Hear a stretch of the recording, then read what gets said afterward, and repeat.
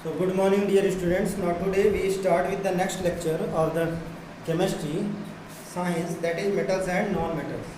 तो बेटा metals and non metals में इससे पहले हम लोगों ने एसिड बेस एंड सॉल्ट के बारे में पढ़ा, केमिकल रिएक्शन एंड इक्वेशन के बारे में पढ़ा। आज हमें किसके बारे में स्टार्ट करना है? मेटल्स एंड नॉन मेटल्स के बारे में स्टार्ट करना है। तो मेटल्स एंड नॉन मेटल्स में हमें जो टॉपिक्स पहले कवर करने हैं उसको देख लीजिए। टॉपिक जो हमें कवर करना है वो करना है मेटल्स, फिर हमें टॉपिक कवर करना है मेटल की फिजिकल प्रॉपर्टी, फिर मेटल की क्या, फिर आपको नॉन मेटल के बारे में डिस्कशन करना है, फिर उसके बाद आपको physical property of non metal discuss करना है, फिर chemical property of metal discuss करना है, फिर आपका chemical property of non metal discuss करना है, फिर आपका क्या करना है? आयनिक कंपाउंड डिस्कस करना है, और लास्ट जो आपका टॉपिक रहेगा वो आपका क्या रहेगा? एक्सट्रैक्शन ऑफ मेटल्स फ्रॉम ओर रहेगा। ठीक है, तो हमें इतने टॉपिक्स आपके इस metals and non metals chapter से हमें क्या करने हैं? कवर करना है। ठीक है, तो बेटा सबसे पहला हमारे पास जो क्वेश्चन होता है वो होता है आपका मेटल्स। व्हाट आर मेटल्स, है ना? मेटल्स क्या होता है? Metals are the chemical substance that have tendency to lose electron. Metals, what are metals? Metals are the chemical substance that have tendency to lose electron. जितने भी आपके ऐसे chemical substance जिसके अंदर इलेक्ट्रॉन को लूज करने की टेंडेंसी होती है उसको हम लोग क्या कहते हैं? मेटल्स कहते हैं। जैसे फॉर एग्जांपल यहाँ पर हमने सोडियम लिया है, तो सोडियम के अंदर एक इलेक्ट्रॉन लूज करने की टेंडेंसी है। तो अगर जाहिर सी बात है कोई भी मेटल अगर इलेक्ट्रॉन को लूज करता है तो इलेक्ट्रॉन को लूज करने में उस पर क्या आता है? Positive charge. क्यों पॉजिटिव चार्ज? क्योंकि इलेक्ट्रॉन क्या होता है? इलेक्ट्रॉन आपका क्या होता है? निगेटिव होता है, और किसी भी एलिमेंट से अगर निगेटिव हटेगा तो क्या आएगा उसके ऊपर? पॉजिटिव आएगा। सही है ना? निगेटिव हटेगा तो क्या आएगा उसके ऊपर? पॉजिटिव आएगा। तो यहाँ पास ये देखो, यहाँ पास सोडियम से जैसे ही एक इलेक्ट्रॉन हटा इसके ऊपर क्या आया? एक पॉजिटिव चार्ज आया। मैग्नीशियम से 2 इलेक्ट्रॉन हटा इसके ऊपर 2 पॉजिटिव चार्ज आया। एल्युमिनियम से 3 इलेक्ट्रॉन हटा इसके ऊपर 3 पॉजिटिव चार्ज आया। कैल्शियम से 2 इलेक्ट्रॉन हटा इसके ऊपर 2 पॉजिटिव चार्ज आया। तो ये ऐसे कुछ आपके केमिकल सब्सटेंस थे जिसके पास टेंडेंसी है इलेक्ट्रॉन को लूज करने की, तो ये क्या कहलाएंगे? मेटल्स कहलाएंगे। क्या कहलाएंगे? मेटल्स कहलाएंगे। अब देखो यहाँ पास अगर हम लोग बात करें तो जहां पास एक इलेक्ट्रॉन लूज होगा वो कहलाएगा तुम्हारा मोनोवैलेंट, जहां पास 2 इलेक्ट्रॉन लूज होगा वो कहलाएगा डाईवैलेंट, जहां पास 3 इलेक्ट्रॉन लूज होगा उसको हम लोग कहेंगे ट्राईवैलेंट, जहां पास 4 इलेक्ट्रॉन लूज होगा उसको हम लोग टेट्रावैलेंट कहेंगे। क्या कहेंगे? टेट्रावैलेंट। ठीक है, तो ये था आपका क्या चीज, हमें क्या क्या टॉपिक कवर करना है, और टॉपिक कवर करने के साथ साथ मेटल्स की डेफिनेशन कि आखिर मेटल होते क्या है। ठीक है ना? चलो आप देखते हैं नेक्स्ट।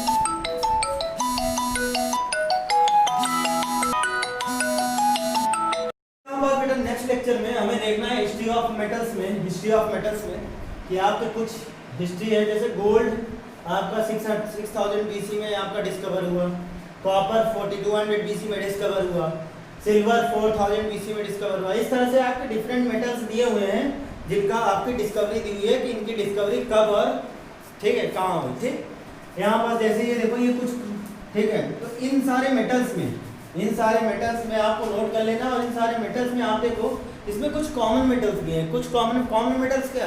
ऐसे मेटल्स जो हमारे कॉमन लाइफ में यूज होते हैं उसको हम लोग क्या कहते हैं? Common metals. आप गोल्ड का इस्तेमाल करते हो कॉमन लाइफ में, इसका मतलब ये क्या है? Common metals. कॉपर इस्तेमाल करते हो, सिल्वर इस्तेमाल करते हो, ठीक है, टीन इस्तेमाल करते हो, आयरन इस्तेमाल करते हो, सही है ना, जिंक इस्तेमाल करते हो ना बेटा, ठीक है, आप निकल इस्तेमाल करते हो ना, ठीक है, साइकिल की जो रिम होती है, रिम में आपकी निकल की लेयर चढ़ी होती है जो चमकीली वाली होती है, ठीक है, तो निकल इस्तेमाल करते हो। फिर आपका देखो टंगस्टन इस्तेमाल करते हो, बल्ब में पाया जाता है बेटा, है ना। फिर उसके बाद आपका यहाँ पास सोडियम छोड़ो, यहाँ पास ये देखो लिथियम इस्तेमाल करते हो, सही है ना, लिथियम इस्तेमाल करते हो, एल्युमिनियम इस्तेमाल करते हो। जितने भी आपके बर्तन वाले यूटेंसिल्स हैं, जितने भी आपके बर्तन पाए जाते हैं वो सब आपके किसके होते हैं? एल्युमिनियम के होते हैं। ठीक है ना, तो ये आपके कुछ मेटल्स हैं, और मेटल के साथ साथ उनका क्या है? हिस्ट्री है। अब हम लोग देखते हैं यहाँ पर जो नेक्स्ट टॉपिक था वहाँ पास क्या था आपका? Physical properties of metal. क्या बेटा? Physical properties of metal. तो आप देख लेते हैं फिजिकल प्रॉपर्टीज ऑफ मेटल के बारे में। ठीक है, तो देखो हम लोग देखने जा रहे हैं, ठीक है, इसको नोट करते चलिएगा। फिर अगर हम लोग देखें फिजिकल प्रॉपर्टीज ऑफ मेटल की, फिजिकल प्रॉपर्टीज ऑफ मेटल्स की, तो फिजिकल प्रॉपर्टीज में जो पहली प्रॉपर्टी हम लिखने जा रहे हैं ठीक है, इसको आप पढ़ चुके हो, क्लास 8 9 में पढ़ चुके हो, physical properties of metal. Metals are lustrous, पहला metals are what, metals are lustrous in nature. Lustrous का मतलब क्या होता है बेटा? लस्टरस का मतलब होता है चमक होना। लस्टरस का मतलब क्या होता है? चमक होना, ठीक है ना। यानी जितने भी मेटल्स होते हैं इनके अंदर टेंडेंसी होती है क्या करने की? चमक आने की। आप एक एक्टिविटी अगर इसको करो तो एक्टिविटी में आप कर सकते हो, कुछ मेटल्स ले लो, जैसे घर में आपके पास एल्युमिनियम है, सिल्वर है, ठीक है ना, कुछ आयरन है, इनको आप लेकर सैंड पेपर से रब कर दो। क्या करो? सैंड पेपर से इसको क्या कर दो? रब कर दो। सैंड पेपर से रब करने के बाद आप देखोगे कि जहाँ पास आप रब करोगे वहाँ पास उसमें क्या आ जाएगी? चमक आ जाएगी। इसका मतलब क्या होता है? मेटल्स आपका क्या होता है? लस्टरस इन नेचर होता है। दूसरा अगर हम लोग प्रॉपर्टी देखें तो metals are generally hard. Metals are generally hard बेटा, जितने मेटल्स होते हैं वो हार्ड होते हैं except sodium mercury, except except sodium और पोटेशियम ले लेते हैं, ठीक है, except sodium and potassium. Sodium और पोटेशियम आपके कुछ ऐसे मेटल्स है बेटा जिनको हम लोग इजीली नाइफ से कट कर सकते हैं। They are cut with what?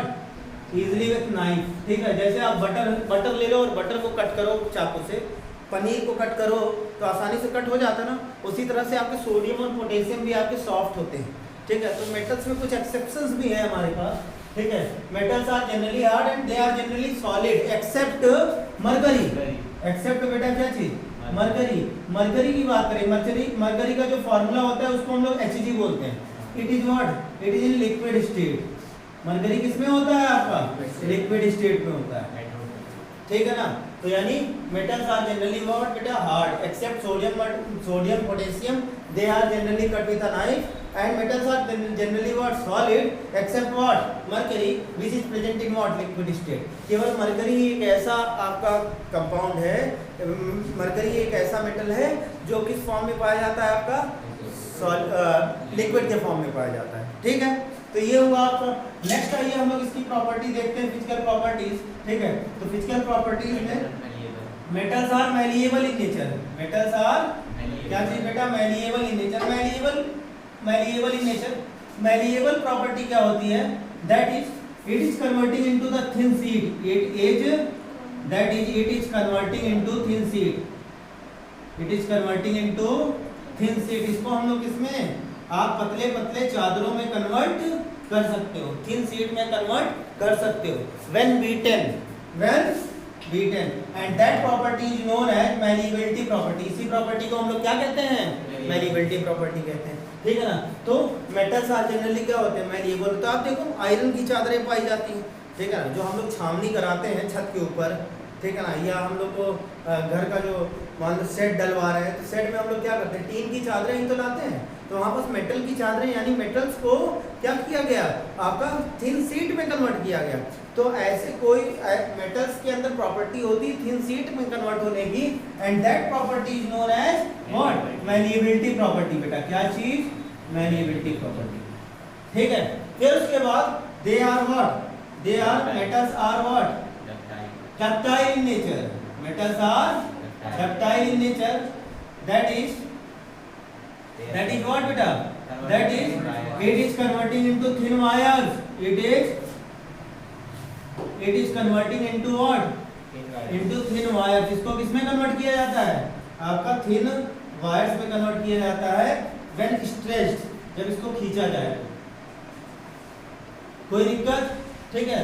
And that property is known as ductility property। इस प्रॉपर्टी को हम लोग क्या कहते हैं? ductility property कहते हैं, ठीक है ना। तो देखो आप जो वायरिंग कराते हो, घरों में वायरिंग कराते हो, तो जो घरों में आप वायरिंग कराते हो वहाँ पास वायरिंग करने में जो वायर होते हैं वो किसके होते हैं? मेटल्स के होते हैं, ठीक है। यानी मेटल्स को वायर में कन्वर्ट करने की प्रॉपर्टी क्या कहलाती है तुम्हारी? डक्टाइल प्रॉपर्टी कहलाती है। यानी ऐसे मेटल सारे मेटल्स आपके क्या कौन सी प्रॉपर्टी शो करते हैं? डक्टिलिटी प्रॉपर्टी शो करते हैं। कौन सी?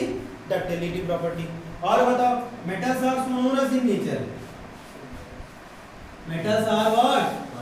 Sonorous in nature. सोनोरस मतलब अगर बीट करे तो बिल्कुल, जब हम लोग इसको बीट किया जाए तो बीट करने पर ये कैसा साउंड प्रोड्यूस करे? Ringing sound. यानी produce ringing sound when beaten. Produce क्या बेटा? रिंगिंग साउंड व्हेन बीटन, ठीक है। जब इसको बीट किया जाए तो ये कैसा साउंड प्रोड्यूस करेगा? आपके स्कूलों में जो बेल होती है वो किसकी होती है? मेटल की तो होती है। वो एक मेटल जब दूसरे मेटल से स्ट्राइक करता है तो वहाँ पास कैसा साउंड प्रोड्यूस करता है? रिंगिंग साउंड प्रोड्यूस करता है, ठीक है। तो that property is known as sonorous property है। इस प्रॉपर्टी को हम लोग क्या कहते हैं? सोनोरस प्रॉपर्टी कहते हैं। फिर आपका है यहाँ पास इसके बाद metal have high melting and बिल्कुल metals have high melting and boiling point. Metals have क्या बेटा? High melting and high melting point and boiling point. Metals के क्या होते हैं? बॉइलिंग पॉइंट और मेल्टिंग पॉइंट क्या होते हैं? हाई होते हैं। क्यों? क्योंकि ये जनरली सॉलिड फॉर्म में पाया जाता है जहाँ पास इंटरमॉलिक्यूलर फोर्स पार्टिकल के बीच में क्या होते हैं? ज़्यादा होते हैं, और उन इंटरमॉलिक्यूलर फोर्स को ब्रेक करना हमारे लिए मुश्किल होता है, जिसके कारण से इसका मेल्टिंग पॉइंट और बॉइलिंग पॉइंट क्या होता है? ज़्यादा होता है। अगर मैं मेटल्स की बात करूँ, तुम देखो मेटल्स अगर तुम्हारा सॉलिड है तो मैंने कहा था अगर एक सॉलिड है, एक लिक्विड है और एक तुम्हारे पास क्या है? गैस है। एक सॉलिड है, एक लिक्विड है और एक क्या है? गैस है। तो यहाँ पास ये देखो सॉलिड में आपके क्या होते हैं? इंटरमॉलिक्यूलर जो पार्टिकल्स होते हैं वो क्या होते हैं बेटा? बहुत पास होते हैं। लिक्विड में थोड़ा सा दूर होते हैं, सही है ना। और गैस में क्या होते हैं? आपके बहुत दूर होते हैं। मेटल्स किस फॉर्म में पाया जाता है? तुम्हारा सॉलिड फॉर्म में पाया जाता है, ठीक है। इसका मतलब जाहिर सी बात है यहाँ पास पार्टिकल्स की डेंसिटी क्या होगी? ज़्यादा होगी। और पार्टिकल्स की डेंसिटी ज़्यादा होगी तो स्पेस यहाँ पास क्या होगा? कम होगा। पार्टिकल्स के बीच में क्या होगा? स्पेस कम होगा। अब पार्टिकल्स के बीच में अगर स्पेस कम होगा तो उसके बीच में इंटरमॉलिक्यूलर फोर्सेस क्या होंगे? ज़्यादा होंगे, ठीक है। और उस इंटरमॉलिक्यूलर फोर्सेस को अगर हमें ब्रेक करना हुआ, तोड़ना हुआ, तो उसको हमें ज़्यादा हीट देनी पड़ेगी, यानी उसका मेल्टिंग पॉइंट और बॉइलिंग पॉइंट क्या होता है बेटा? हाई होता है, ठीक है। नोट कर लो इसको, नोट कर लो। अब देखते हैं हम लोग क्या चीज? Physical properties of non metal, ठीक है। तो चलो बेटा देखते हैं हम लोग नॉन मेटल्स के बारे में, ठीक है। अब हम लोगों ने देखा मेटल्स के बारे में, मेटल्स की फिजिकल प्रॉपर्टीज देखी। मेटल्स की फिजिकल प्रॉपर्टी एक छूट गई है, that is the metals is a good conductor of heat and electricity, ठीक है। इसी वजह से इसको एज अ हीटिंग एलिमेंट भी इस्तेमाल करते हैं।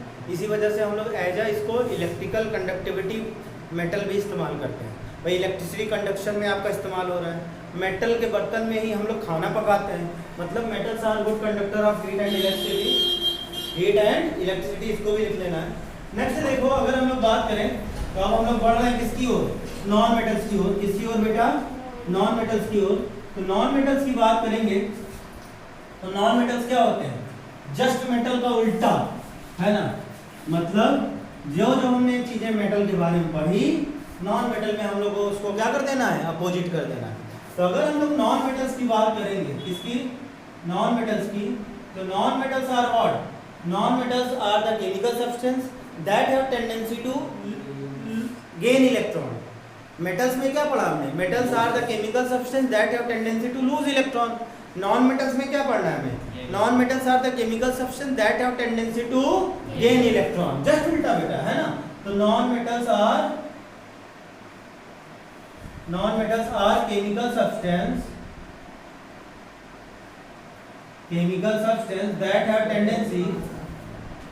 that have tendency toward to gain electrons. Non-metals are chemical substance that have tendency to gain electron. ठीक है। फॉर एग्जाम्पल अगर मैं कुछ नॉन मेटल्स की बात करूं तो जैसे आपका बेटा ऑक्सीजन हो गया। ऑक्सीजन अगर 2 इलेक्ट्रॉन अगर ये गेन करेगा तो दिस बिकम्स O2 माइनस। अगर इलेक्ट्रॉन हटता है किसी भी केमिकल सब्सटेंस से, किसी भी एलिमेंट से, तो उस पर पॉजिटिव चार्ज आता है, और इलेक्ट्रॉन अगर जुड़ेगा तो क्या आएगा? नेगेटिव चार्ज आएगा। 2 इलेक्ट्रॉन जुड़ रहा है, कितने नेगेटिव चार्ज आएंगे? 2 नेगेटिव चार्ज आएंगे। क्लोरीन ले लो, क्लोरीन में 1 इलेक्ट्रॉन जुड़ेगा, कितना आ जाएगा? Cl माइनस, सही है ना। और बताओ नाइट्रोजन है, नाइट्रोजन में 3 इलेक्ट्रॉन जुड़ेगा बेटा, क्या आ जाएगा? N3 माइनस, ठीक है। तो इस तरह से ये कुछ आपके केमिकल सब्सटेंस हैं that have tendency to gain electron. तो यानी कोई भी केमिकल सब्सटेंस, कोई भी केमिकल एलिमेंट जिसके अंदर टेंडेंसी होती है इलेक्ट्रॉन को गेन करने की, उसे हम लोग क्या कहते हैं? आपके नॉन मेटल्स कहते हैं। क्या कहते हैं? नॉन मेटल्स कहते हैं, ठीक है ना। There are very few non metals which have the same property with the metals. कुछ ऐसे भी नॉन मेटल्स हैं जिनकी प्रॉपर्टी मेटल से क्या करती है? मैच खाती है, ठीक है। क्या करती है? मैच खाती है। तो देयर आर, देखो देखो यहाँ पर ये there are few non metals, कुछ ऐसे भी नॉन मेटल्स हैं that have the same property with the what metal, है ना। यानी हम लोग लिख सकते हैं there are few non metals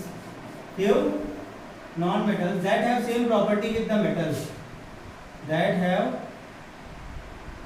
same property with what, same property with बेटा किसके साथ, बोलो मेटल्स के साथ, ठीक है ना।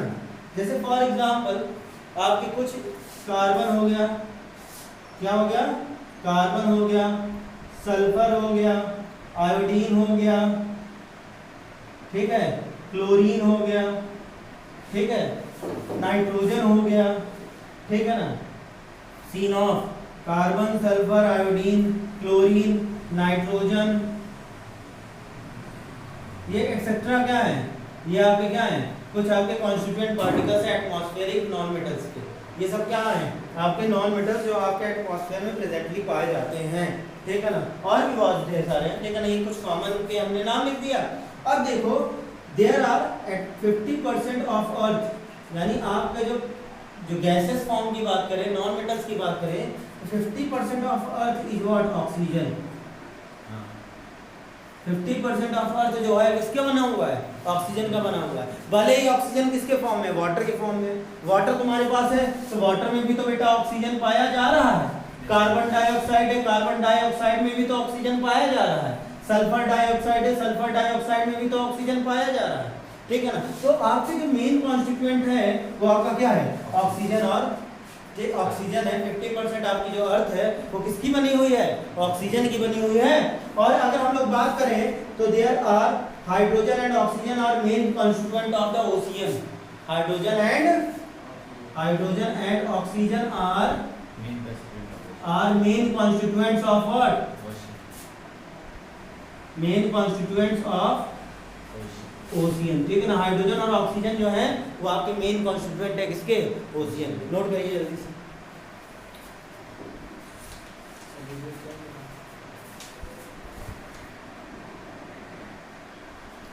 तो बेटा यहाँ पास ये देखो, हम लोगों ने ये देखा, ये आपके कुछ पॉइंट्स है आपके नॉन मेटल से रिलेटेड।